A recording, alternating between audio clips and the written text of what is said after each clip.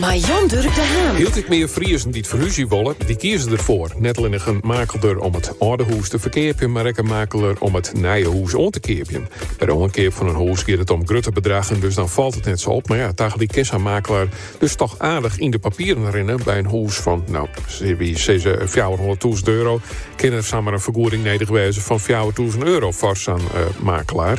En dus is de vraag, een omkeermakelaar, is dat nog heel nuttig? Of is het jildvergriemerij? Vreeg ik ons verste expert. Als het gaat om de wenningmerk, dat is Theo Vos, directeur van een groot makelaarskantoor in Friesland. Had vestigingen in Snits, Leeuwarden en Stiens. Theo Vos, goeiemiddag.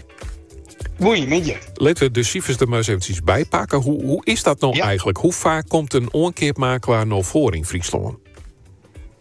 Nou, in Friesland komt het relatief jongen nog minder voor dan in de rest van het land. In de rest van het land is het al heel gebruikelijk om in ieder geval een omkeermakelaar in te zetten. En die zorgen in de laatste jaren dat het in Friesland echt wel aanneemt. Want kun je ook de percentages nemen? Ja, in de binnengebieden bij in de rest van het land dat ze boven de 50-60% zitten. Gemiddeld in Nederland is het rond de 24%. En in Friesland is het de helft. Dus dat is ongeveer 12%. Oké, dus haast die 90% van de gevallen door de Friesen dat nog net. Nee. Wat zou het voordeel wijzen kunnen? Want het kost dus zelfs geld, maar wat kan het voordeel wijzen van een omkeermakelaar? Nou, heel veel mensen praten altijd over het ziekje.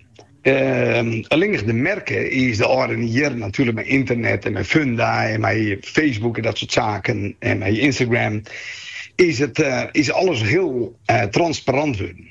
Dus makelaars kun je echt wel helpen om buitenkantjes te vinden. Of ja, een systeem waarmee ze makkelijker kunnen ziekje. Waar het prostagierder kist anticiperen als er een in de keep komt.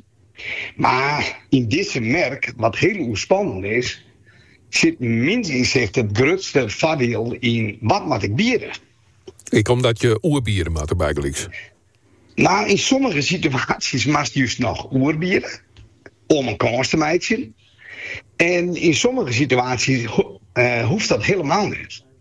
En dan kun je dus beter eronder bieden, omdat dan in de onderhandeling nog een groot voordeel kunt bieden. Maar dat hangt het heel erg af van, ja, wat voor wenning is het, wat is de ligging, wat is ongeveer de wenningwaarde, is het. Wij zeggen bijvoorbeeld in het duurdere segment, en dan praten wij over boven de 1 miljoen. Ja, dan zeggen wij echt wel dat de meeste wenningen wel, dat is er net goed te oerbiertje. Nee. En hoe weet je dan als die makelaar dat goed weet of net? Ja, dat is een hele goeie. Het doet natuurlijk referentieonderzoek is het. Ervaring van de makelaar. Deskundigheid daarin.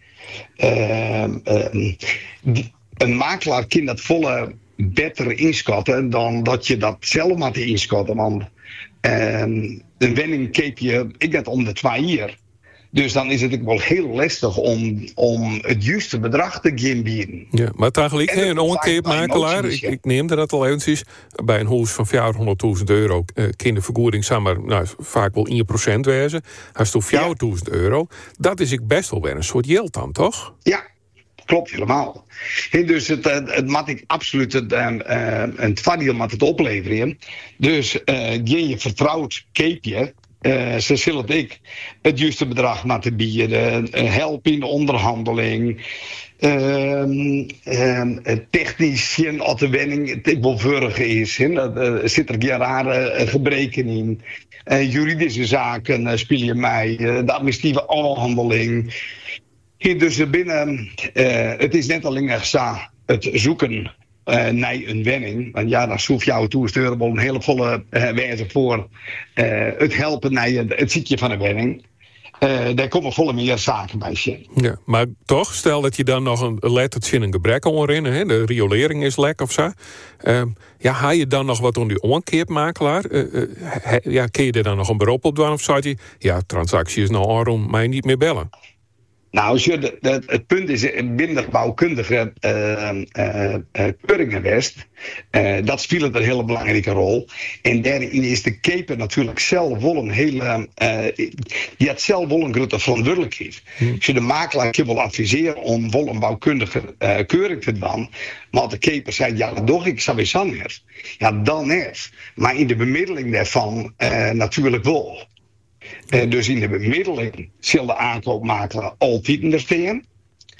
Alleen bij het bloed voor een heel groot deel